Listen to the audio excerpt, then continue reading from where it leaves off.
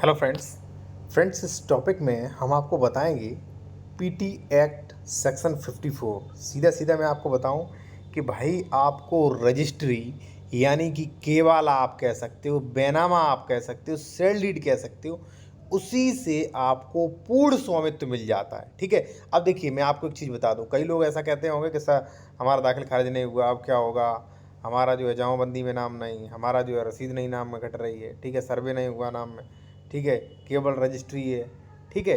तो मैं आपको बता दूं ये प्रॉपर्टी ट्रांसफ़र एक्ट आपके फेवर में है ये। ठीक है। अभी मैं आपको ये समझाऊंगा। और एक चीज़ और, अगर आप कोई बेहतर कानूनी सलाह, लीगल एडवाइस लेना चाहते हैं या पीडीएफ लेना चाहते हैं तो हमारा कॉन्टैक्ट नंबर भी वीडियो की डिस्कशन में आपको मिल जाएगा। देखिए साथियों, तो मैंने क्या कहा कि आपको ट्रांसफर डीड से ही आपको पूर्ण स्वामित्व मिल जाता है। अब कैसे मिल जाता है वो मैं आपको बता दूं। एक चीज़ और, ट्रांसफर डीड होती कौन सी है वो आप जान लीजिए। देखिए साथियों, सबसे पहले सेल डीड, ये ट्रांसफर डीड होती है, इससे पूर्ण स्वामित्व मिलेगा आपको। दूसरा गिफ्ट डीड, इससे भी आपको पूरा जो है वहां पे आपको स्वामित्व मिलेगा पूर्ण रूप से। ठीक है। तीसरा साथी, ठीक है ना, वसीयत।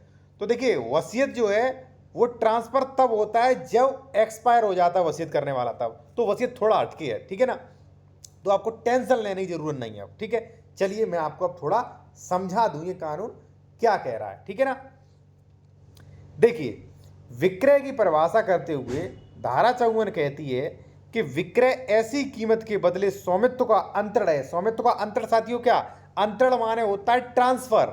ठीक है। यानी कि मैं आपको कोई चीज दे रहा हूं हमेशा के लिए गिफ्ट डीड, तो वहां पे मैंने अपने अधिकारों को ट्रांसफर कर दिया, आपको दे दिया, तो उसे ट्रांसफर कहते हैं। ठीक है ना, जो दी जा चुकी हो या जिसे देने का वचन किया जा चुका हो, जिसका कोई भाग दे दिया गया हो और किसी भाग देने का वचन दिया गया हो। ठीक है। अभी भी नहीं आपको समझ में आ रहा होगा, चलिए फिर मैं आपको नेक्स्ट पैराग्राफ में देखिए, जैसा कि पहले लिखा जा चुका है, विक्रय कीमत के बदले स्वामित्व का अंतर है। यानी कि भाई ये एक्स प्रॉपर्टी है, ठीक है, आप हो ए, मैं हूं बी, मैंने आपको इसकी कीमत दे दी और आपने इसका हमको रजिस्ट्री कर दी, पूरी प्रॉपर्टी के हित हमको ट्रांसफर हो गए, तो क्या कीमत के बदले स्वामित्व का ट्रांसफर हो रहा है। ठीक है। इस तरह विक्रय के लिए एक व्यक्ति दूसरे स्वामित्व का अंतरण है। यानी कि एक व्यक्ति जो है वो दूसरे को अपने स्वामित्व, अपने मालिकाना हक का ट्रांसफर कर रहा है पैसे लेकर के, भाई मैंने आपको दे दिया। अब देखिए यहां पे क्या है, एक व्यक्ति द्वारा स्वामित्व के अंतरण से तात्पर्य है, क्या तात्पर्य है यहां पे देखिए, कि व्यक्ति संपत्ति के सभी अधिकार हित पूर्ण रूप से स्थायी रूप से अंतरित कर देता है। यानी कि अब मैंने, जैसे मैंने आपको बताया था, बी मैं हूं, ए आप, अगर आपने पैसे ले लिए, विक्रय कर दिया, तो आपने स्थायी रूप से यानी कि हमेशा के लिए जो भी प्रॉपर्टी में उस हित थे वो मुझे ट्रांसफर आपने कर दिए। ठीक है। अब देखिए यहां पे लिखिए, अपना पूर्ण हित पर सभी अधिकार अंतरित क्रेता को, यानी कि जो खरीदता है उसे हस्तांतरित कर देता है। ठीक है ना। अब जैसे मान लीजिए, फिर मैं आपको समझा दूं एक चीज़ और, अगर देखिए आप कोई कानूनी सलाह लेना चाहते हैं, क्योंकि भाई कई लोगों को बेहतर एडवोकेट नहीं अवेलेबल होते हैं, तो आप बेहतर लीगल एडवाइस ले सकते हैं। कॉन्टैक्ट नंबर वीडियो के डिस्क्रिप्शन में मिल जाएगा, या आपका म्यूटेशन वगैरह नहीं हुआ है तो ये पीडीएफ भी ले सकते हैं, जिससे आपको देखिए आगे परेशानी ना हो। ठीक है।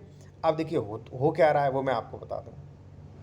जैसे ये प्रॉपर्टी आपने रजिस्ट्री करा ली, ठीक है, आपका नाम ए बी, ये प्रॉपर्टी मैंने करा ली, मैंने कब्जा ले लिया, मेरे प्रॉपर्टी से रजिस्ट्री नाम हो गई, लेकिन खतियान में अभी भी ए का नाम आ रहा है, दाखिल खारिज मैंने करवाया नहीं।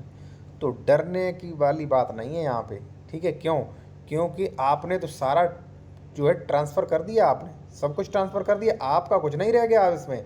ठीक है। आपके बच्चे परेशान करें तो वो हल तुम करेंगे, ये देखिए कानून रखा है उसके लिए।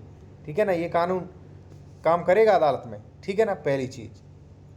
ठीक है ना, दूसरी चीज़ ये है भाई, अब इसके बेसिस पे हम ये ले जाएंगे और देंगे कोर्ट में जाके, और कोर्ट से कहेंगे कि महोदय देखिए ए ने मुझे पूरा ट्रांसफ़र कर दिया है महोदय, अब ऐसा करिए ए का नाम काट के हमारा नाम कर दीजिए। चलिए, तो वो देखेगा रजिस्ट्री अगर सही है तो वहाँ पे ए का नाम काट के बी का नाम कर देगा। ठीक है।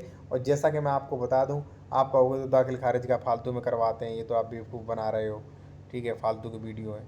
मैं एक चीज़ आपको बता दूं, दाखिल खारिज जो होता है वो कृषि ज़मीन का होता है और वो लगान संबंधी के लिए होता है। ठीक है, लगान संबंधी। अब मैं एक चीज़ और बता दूँ, दाखिल खारिज नहीं होगा तो क्या क्या नुकसान होगी वो भी मैं आपको बता रहा हूँ भाई, कुछ साइड इफ़ेक्ट तो हैं ही।